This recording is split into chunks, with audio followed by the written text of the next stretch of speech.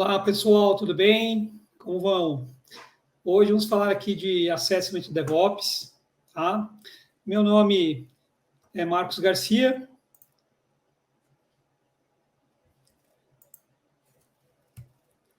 Eu sou sócio fundador da Cônia Tecnologia, já fui MVP Microsoft durante alguns anos, publiquei alguns livros, sou palestrante, sou ultramaratonista e amador, e nosso site está aí, Cônia.com.br, o meu site pessoal, marcosgarcia.net, ok?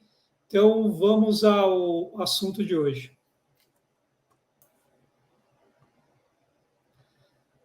Vamos lá, Assessment DevOps. Quando falamos em Assessment DevOps, falamos em análise de ambiente de ciclo de desenvolvimento de software. A análise do ambiente de DevOps é muito importante para que você tenha noção exata de qual momento você está nessa seara de implantações da jornada de DevOps.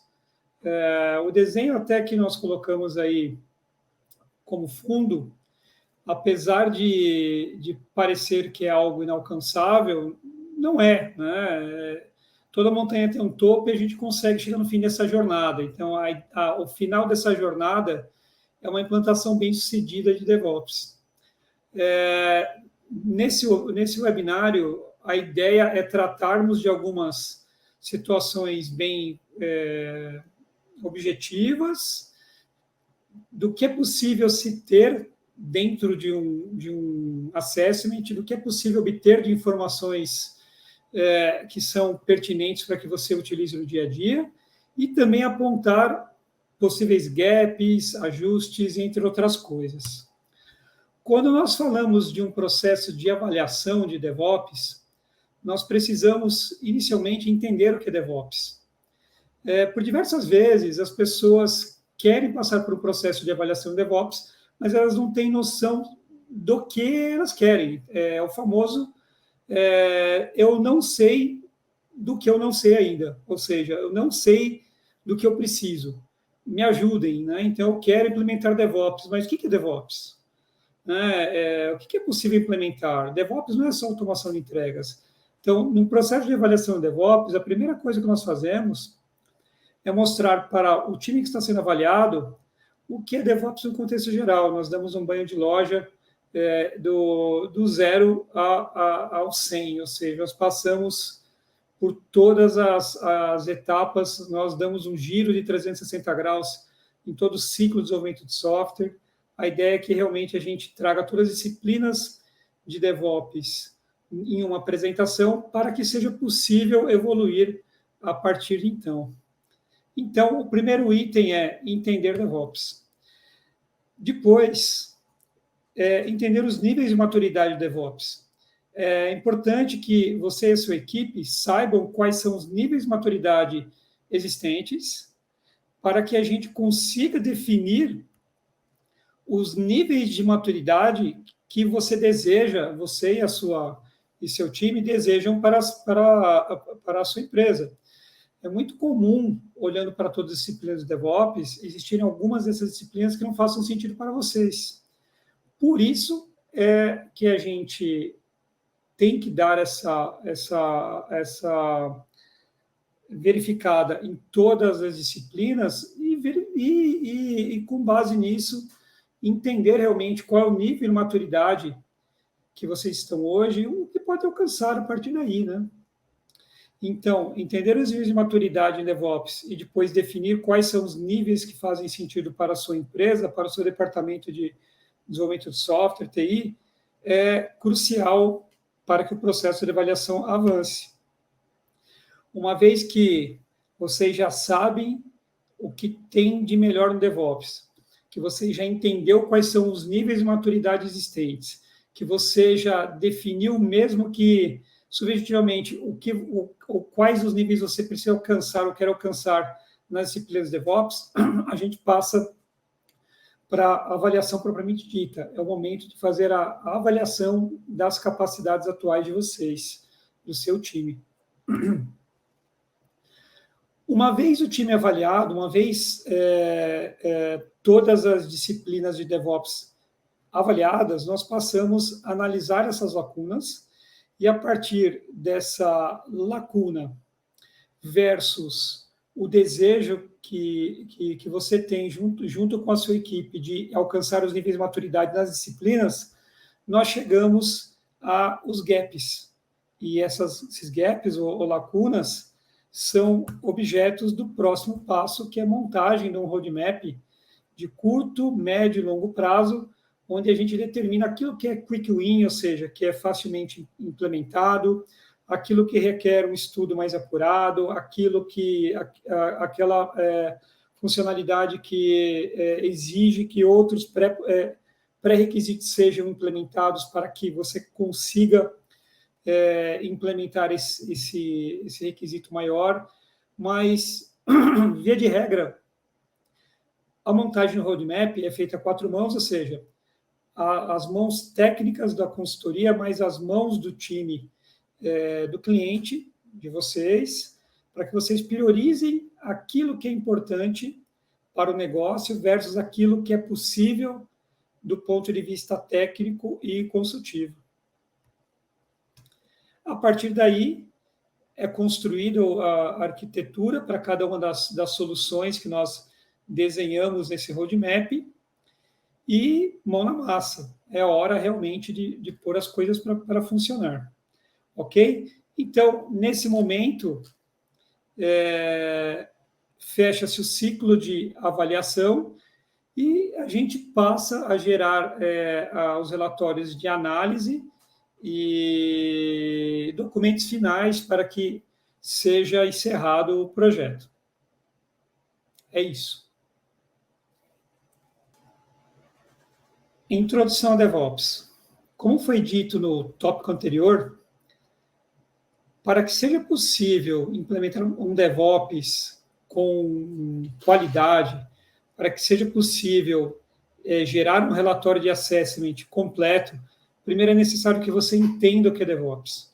Nessa pequena introdução rápida, vou elencar para vocês os principais pontos onde detectamos problemas, onde nem tudo são flores, e até onde que o DevOps pode lhe ajudar, de uma maneira contextualizada e de uma maneira teórica. Nessa apresentação não haverá exemplos práticos, não executaremos funções nenhuma, puramente uma abordagem contextual.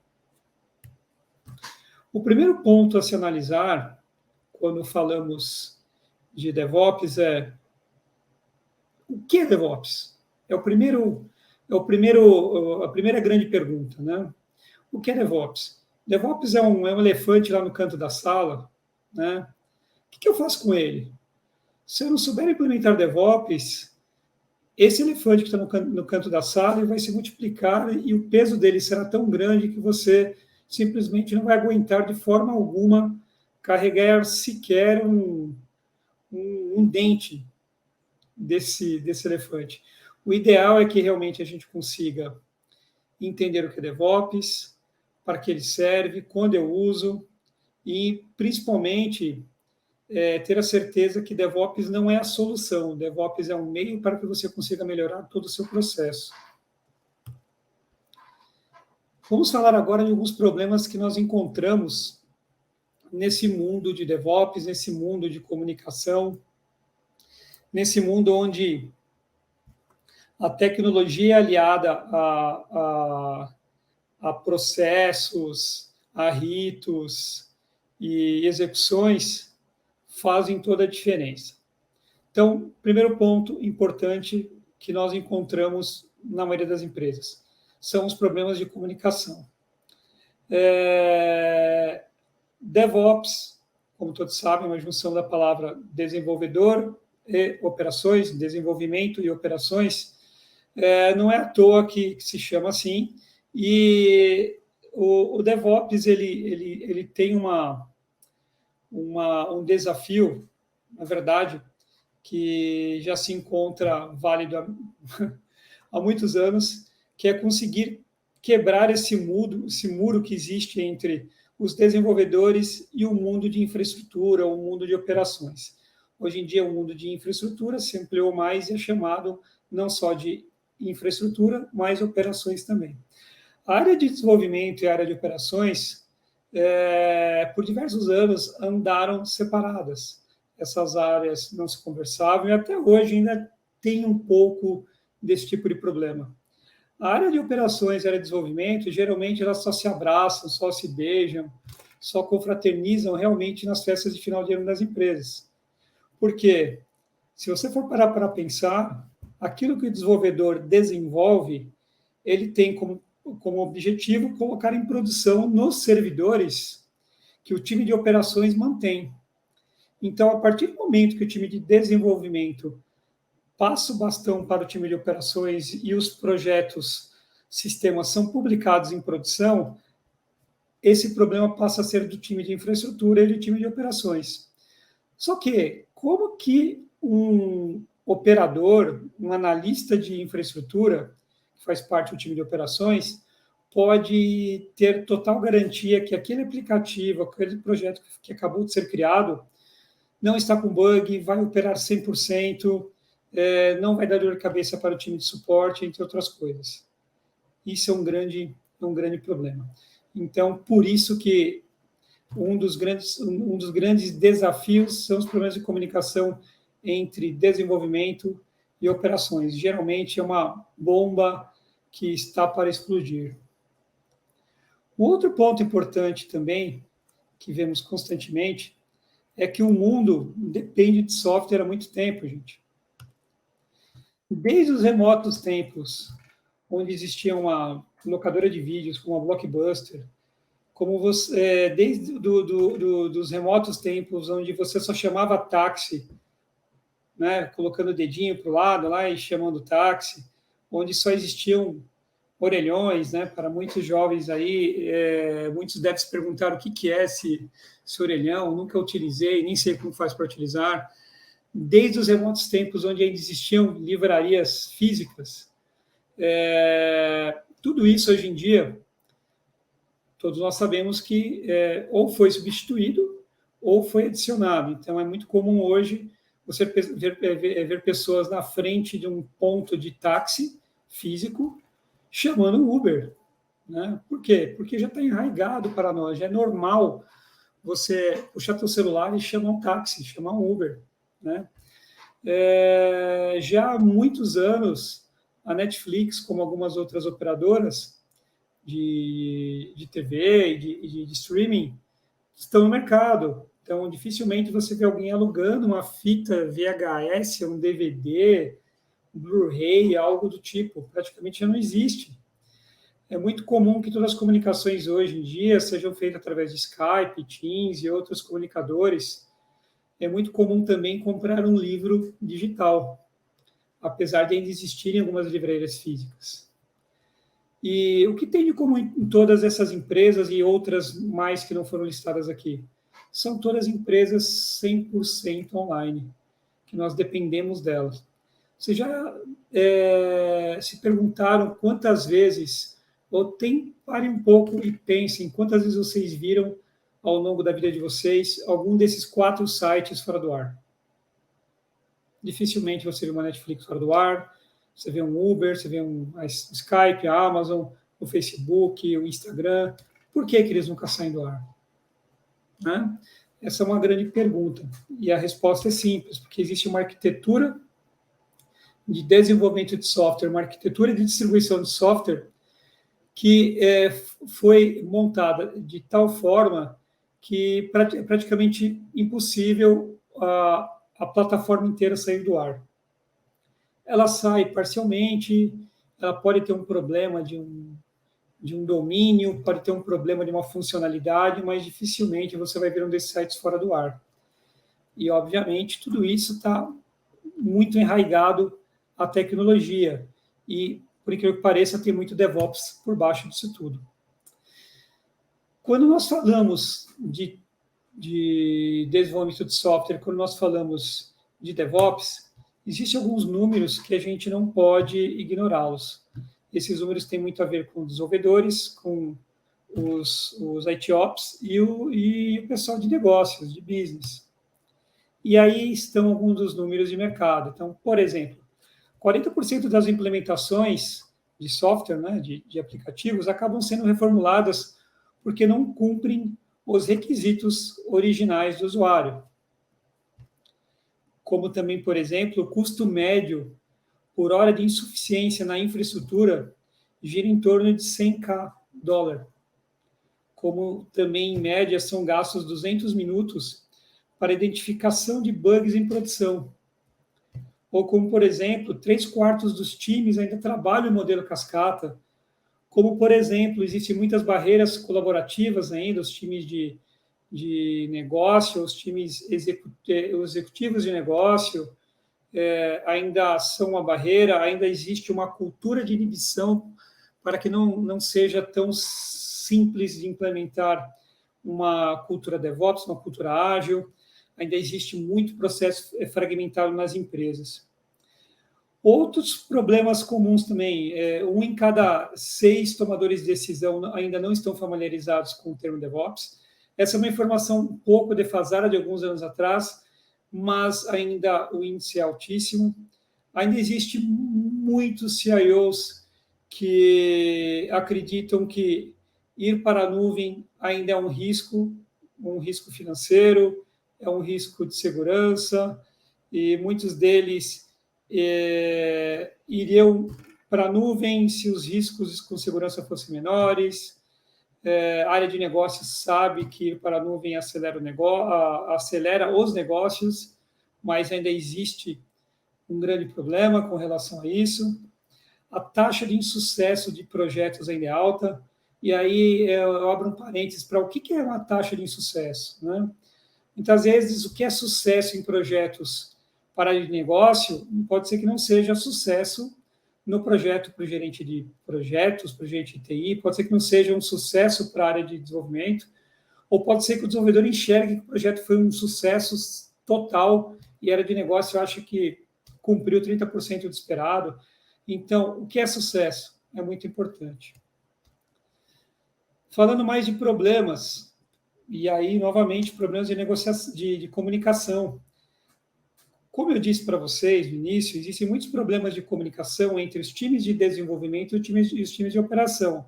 Ok, mas num dado momento, os times de desenvolvimento e operações se juntam no que nós chamamos de engenharia de software e também não conversam com o negócio. Então, esse é um outro grande problema. Então, imagine só o telefone sem fio. Se a área de negócio, que é a área que provê as funcionalidades, as demandas para que sejam desenvolvidas pelo desenvolvimento, não conversa direito com a área de engenharia como um todo, imagina, então, a área de desenvolvimento com a área de infra que está lá na ponta. Então, esse é um outro grande desafio, que são os problemas de comunicação. Falando de desafios, falando de mais problemas, existem 3 tipos de problemas, de desafios. Aí eu vou sempre me referir a problemas e desafios como se fosse uma coisa só, que são, por exemplo, os famosos softwares Frankensteins, ou seja, os softwares monstros. Né? Não que necessariamente o Frankenstein seja um monstro, né? Mas partindo do pressuposto que ele, partindo do princípio aí, do pressuposto que ele seja um monstro, imagine que um monstrinho em software é aquele aplicativo que começou com uma tecnologia, depois de 3 meses implementaram uma outra tecnologia para plugar naquela primeira, depois de 4 meses desistiram daquelas 2, mas não puderam refazer e colocaram uma quarta tecnologia, uma terceira, uma quarta tecnologia no meio. Aí, depois de tudo isso, pegaram toda essa aplicação que foi feita para a web e migraram para app, ou seja, para smartphone, de uma maneira totalmente rudimentar, sem reestruturar a arquitetura, entre outras coisas. São os famosos puxadinhos, né? Então, o software monstro, por diversas vezes, são os chamados puxadinhos. Outro ponto muito comum que acontece nas empresas são os atrasos imprevistos. É realmente muito difícil você prever um atraso. E E, obviamente, imprevisto é imprevisto. Então, exemplos disso, né? Eu tenho um projeto que começa no dia 1º, vai até o dia 30. No meio desse processo como um todo, uma das entregas não ficou perfeita, e, obviamente, nenhuma entrega fica perfeita, porque a gente sempre acha o penúltimo bug, a gente sempre levanta o penúltimo requisito. Mas, imaginem que no meio do caminho foi achado um novo requisito e foi necessário fazer uma reestruturação no cronograma. Isso gera um atraso. Um outro atraso que pode acontecer, que tenha muito a ver com o imprevisto também, pode ser que, de repente, o desenvolvedor ficou sem energia elétrica durante 2 dias e ele não tinha como trabalhar em outro lugar. Pode ser que, de repente, os 5 desenvolvedores que você tinha, 4 deles pediram a conta simultaneamente. Você tem que substituir. Pode ser que você contava com um time de 10 pessoas, 10 desenvolvedores do seu time, onde um quebrou a perna, 2 pediram a conta, o outro vai ser papai, a outra vai ser mamãe, e o teu estoque aí de colaboradores que poderiam substituir não tem o conhecimento técnico necessário. E aí a gente entra num outro grande desafio, que é a falta de conhecimento. Por diversas vezes, quando você não tem uma base sólida arquitetônica na sua empresa, você acaba não gerando uma arquitetura de referência e traz muitas tecnologias da moda, que não tem continuidade, que não geram uma capacidade de manutenção futura, e esse conhecimento acaba ficando ilhado na cabeça de um profissional que, depois de um tempo, ou não tem mais banda para trabalhar nesse tipo de projeto, que foi promovido, ou que mudou de área, ou que realmente pediu a conta e levou conhecimento, não fez um phase-out com alguma outra pessoa, e se perdeu tudo isso. Então, softwares monstros, atrasos imprevistos, falta de conhecimento são grandes desafios que nenhum DevOps vai solucionar para você. O que vai solucionar para você esse tipo de desafio é muita comunicação, é muito conhecimento repassado com o time, é muito ciclo de treinamento e assim por diante. Por falar em problemas, vamos a mais desgraças, né? Porque costumamos dizer que um problema, uma desgraça, nunca vem sozinha, sempre vem acompanhado de mais alguma. Alguns outros problemas conhecidos nas empresas: falta de orientação e processos definidos. É muito comum fazermos um processo de assessment na empresa e perguntarmos sobre processos e a pessoa ou o time falar para a gente que não tem processo definido. Falar, ok. Então, imagine o seguinte: eu sou um desenvolvedor trabalhando na sua empresa hoje e estou acabando de desenvolver um código-fonte. Onde eu salvo esse código-fonte? Para quem que eu envio? Como é testado? E aí a gente acaba descobrindo que todo esse processo que na verdade existe, ele está implícito, só não está explícito, ou seja, não foi desenhado e não foi colocado dentro de uma ferramenta. Então, por pior que seja, existe sim um processo definido que muitas vezes é implícito. E a gente tem que torná-lo explícito e documentá-lo para que todos consigam seguir as orientações. Um outro grande problema conhecido é o custo do projeto fora do planejado. É aquela história, né? Eu comecei um projeto com 5 profissionais, onde cada profissional, hipoteticamente falando, custava R$10 a hora. No meio do projeto, eu precisei substituir 3 profissionais de R$10 de R$1 a hora, passou para R$100 a hora. Eu não cobri. Aí a gente passa a olhar para aquela famosa pirâmide prazo, custo e escopo, né? Então, nós temos aí um triângulo de 3 lados iguais, onde precisam estar equilibrados em seus tamanhos. Então, quando um desses pontos acaba sendo modificado, obviamente eu tenho que tratar os outros 2 para que eu consiga equilibrar o meu projeto. Mas é muito comum que os projetos fiquem fora do planejado do ponto de vista de prazo, custo e escopo. Por quê? Porque papel aceita tudo, não é verdade, gente?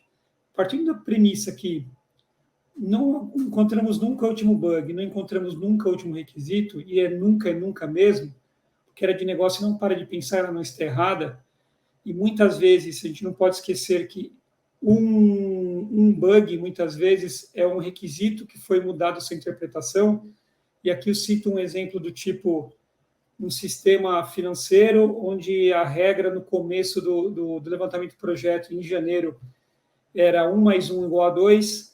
Lá em setembro, quando foi colocado em produção, a regra de mercado mudou, a norma, a lei mudou, e agora 1 mais 1 é igual a 3. Para o desenvolvedor, ok, implementei da forma correta. Para o cara de negócio, não, você implementou errado, mas ninguém falou para a área de desenvolvimento que a regra do negócio, o requisito mudou. E aí é apontado como o quê? Como bug, na verdade, não um bug, é uma mudança de requisito. Então, isso impacta no custo fora do planejado, isso impacta nos testes desalinhados com o negócio, isso impacta na falha de comunicação entre as equipes. Portanto, cronogramas atrasados de baixa produtividade e ferramentas de dados dispersos também fazem parte desse conjunto como um todo. Porque imagine o seguinte, por diversas vezes, quando estou gerenciando um projeto, estou trabalhando com um projeto de desenvolvimento de software, eu acabo utilizando 4, 5, 6 ferramentas para completar o meu ciclo. Está errado? Não, mas será que não teria alguma plataforma de mercado que consiga integrar todas essas informações para que eu não tenha que ficar manipulando dados dispersos? É uma grande pergunta. E existe diversas ferramentas. E quando a gente fala dos cronogramas atrasados de baixa produtividade, como eu disse, tem muito a ver com todos os outros problemas conhecidos, na verdade. Então, a gente precisa realmente equilibrá-los para que a gente tenha uma sinergia entre esses possíveis problemas, que a gente consiga mitigar riscos e a gente consiga evoluir nos nossos projetos. Portanto, quando a gente fala em DevOps, nem tudo são problemas, né? Também tem algumas flores no meio desse caminho. O DevOps ele nos ajuda no que tange a governança, a operação e desenvolvimento. Então, quando nós usamos ferramentas de DevOps, a gente consegue ter uma visibilidade de governança, gestão e portfólio muito maior, governança tanto técnica como de gestão, governar ambientes, governar testes, governar times, governar projetos, governar portfólios. Nós conseguimos garantir a operação de todos os ambientes, controlá-los, aprová-los, medi-los, precificá-los, ampliar a colaboração e a comunicação entre os times. Nós conseguimos também melhorar todo o desenvolvimento, preparando e melhorando o pré-check-in, o pré-commit, ou seja, antes de ir para o meu próximo ambiente, seja ele de homologação, de produção, ou mesmo de ambiente de testes, quais são os requisitos que eu tenho que satisfazer para mudar de ambiente, para passar para o próximo ponto, né?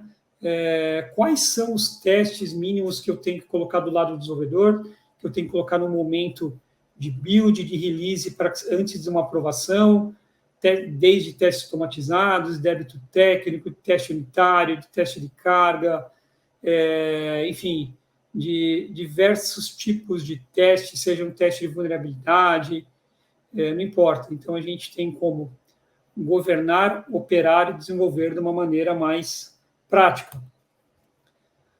Outro ponto importante é quando a gente fala de DevOps como um todo, é que esses 3 pontos são os principais de todo DevOps. São as pessoas, os processos, as ferramentas. As pessoas, quando nós falamos numa implementação DevOps, elas precisam ser treinadas, capacitadas, exaustivamente medidas, elas precisam colaborar mais, precisam entender quais são suas metas e como atingi-las. O DevOps precisa trazer as pessoas para perto uma das outras, trabalhar muito em comunicação. Quando nós falamos nos processos, nós precisamos eliminar o lixo, entre aspas, do meu processo, porque nós sabemos que todo processo muda.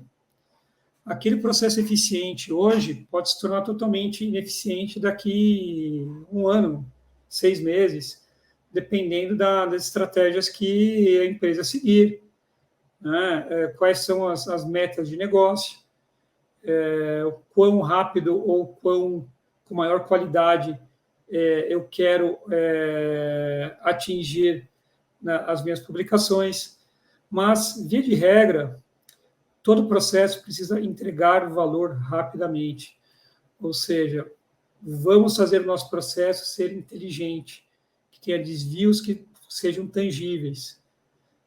A gente aumenta a eficiência, a gente dá feedback contínuo.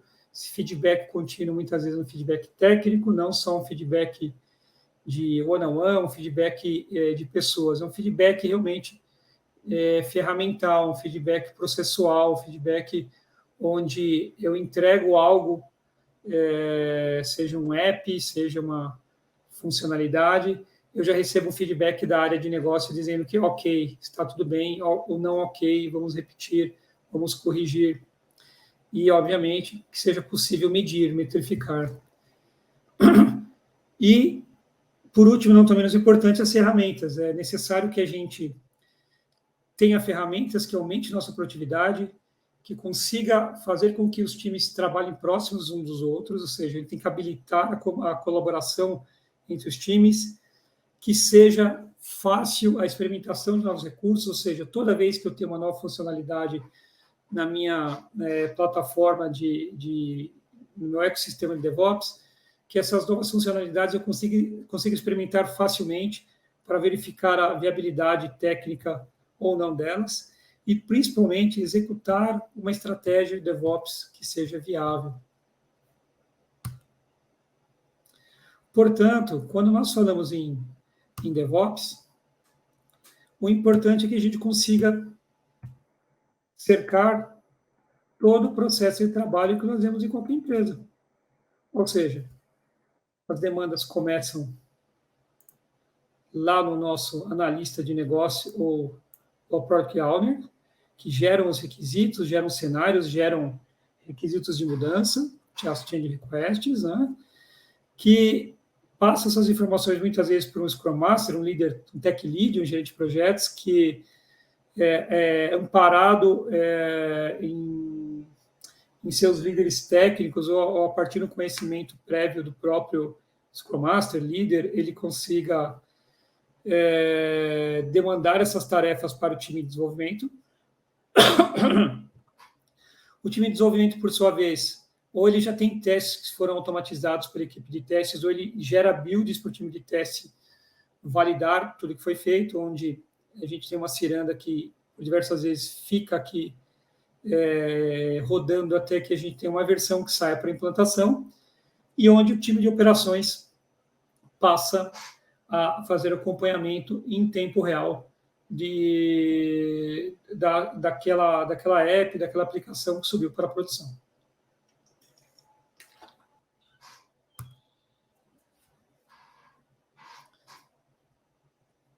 Falando um pouco agora sobre os níveis de maturidade de DevOps. Os níveis de maturidade de DevOps, eles giram em torno de algumas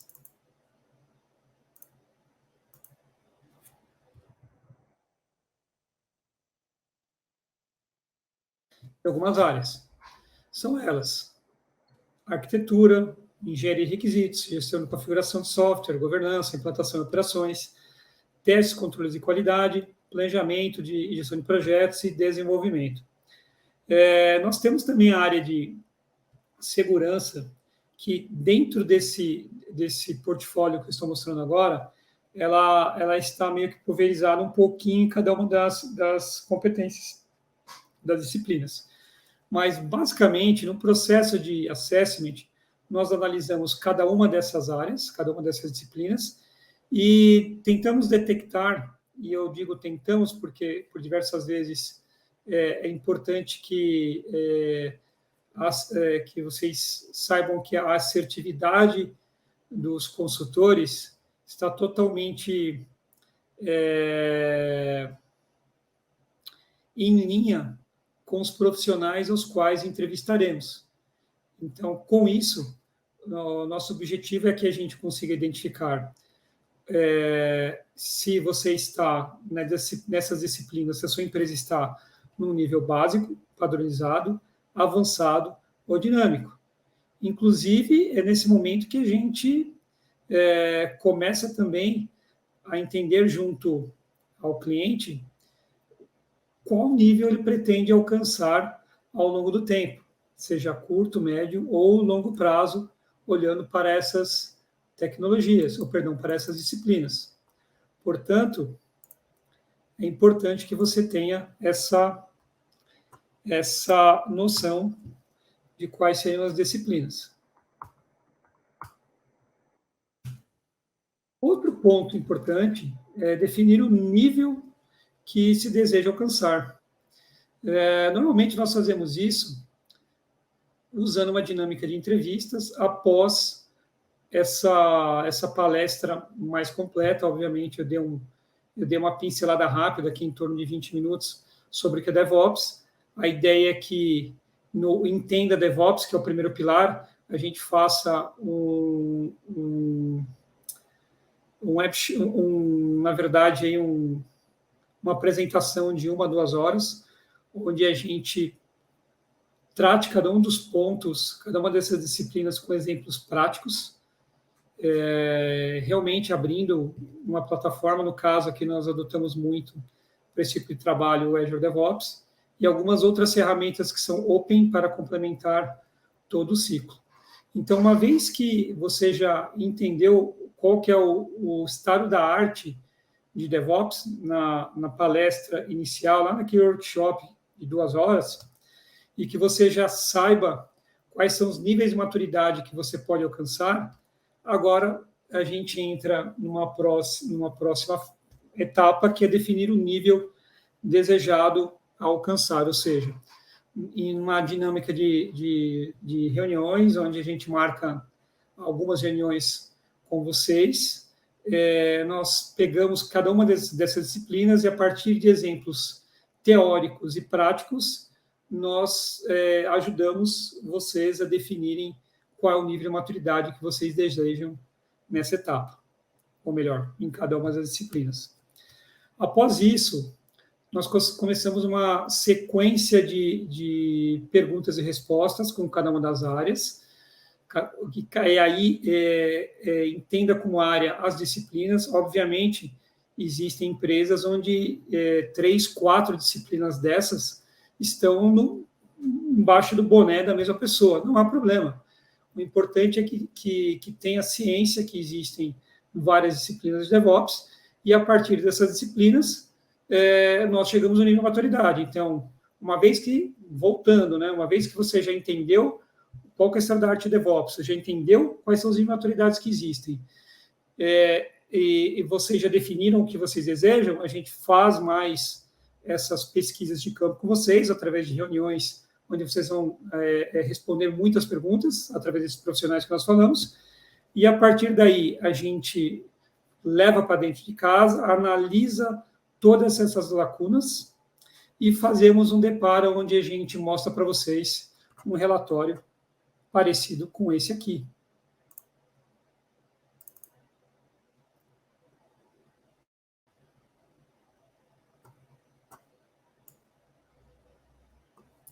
Esse é um relatório onde nós apresentamos o resultado de um assessment numa empresa. Claro que aqui é uma empresa fictícia.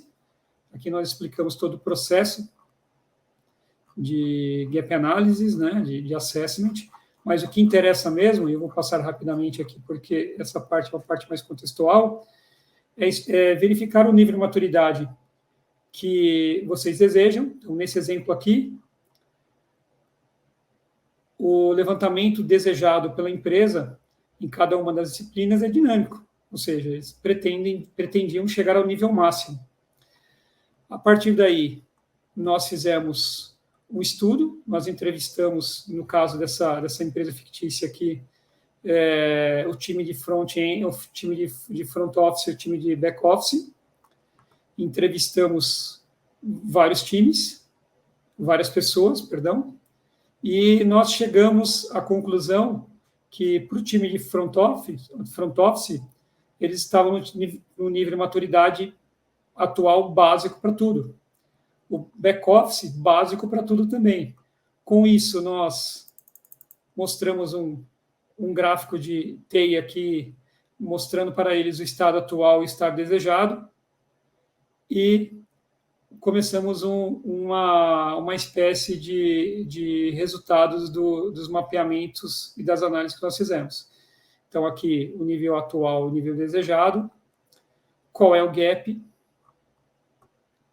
e a partir disso, nós começamos a fazer recomendações. Então, área de arquitetura e design, dinâmico para baixo, nível desejado, dinâmico, atual básico, gap 30%. Quais são as recomendações?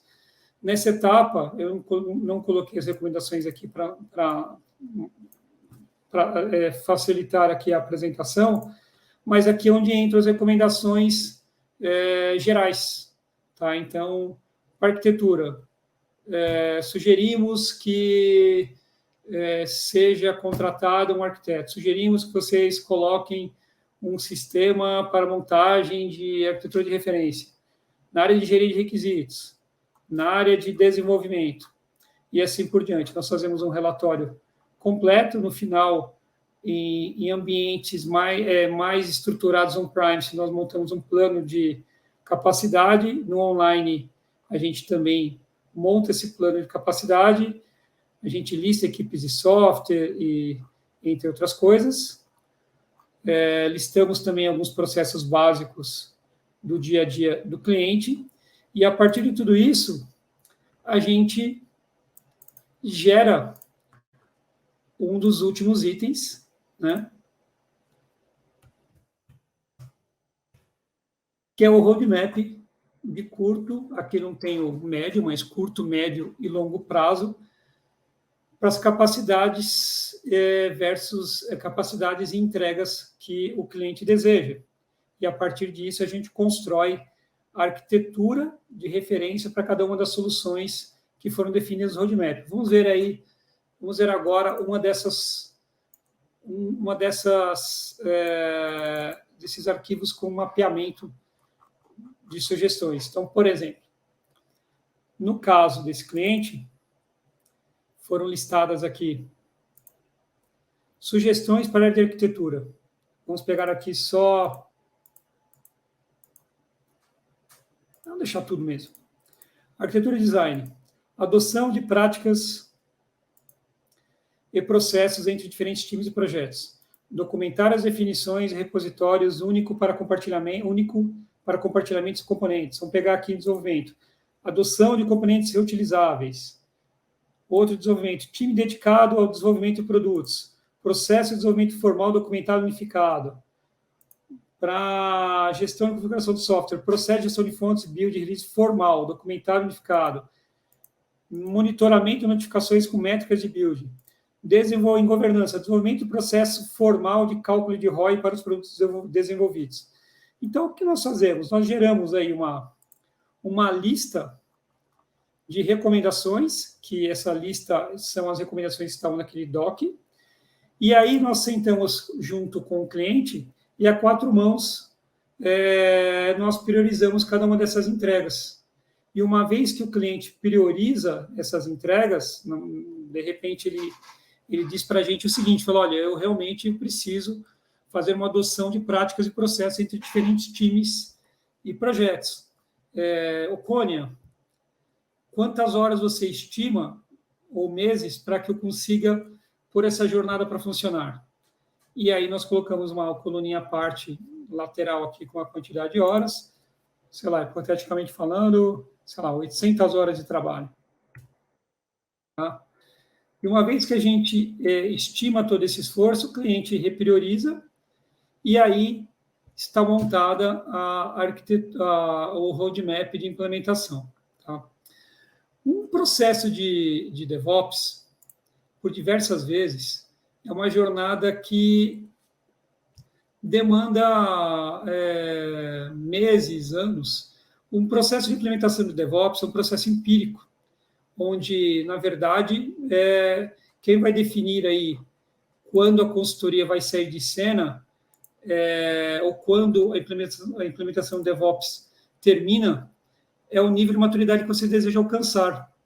Então, o processo de assessment, ele é muito importante que seja rodado na sua empresa pelo menos uma vez por ano, para que a gente verifique se o nível de maturidade que você deseja está sendo alcançado. Então, como as estratégias mudam ano após ano, de repente, no ano corrente, ter um time de desenvolvimento extremamente qualificado, errando pouco, é a meta da empresa. De repente, no próximo ano, ter uma área de entrega extremamente rápida e assertiva é muito mais importante. Pode ser que no outro ano eu precise gerenciar projetos com maior qualidade. Então, uma vez que a gente rode um assessment anualmente, fica muito mais fácil da gente delimitar aí até onde vamos, detectar lacunas, gerar melhorias e assim por diante.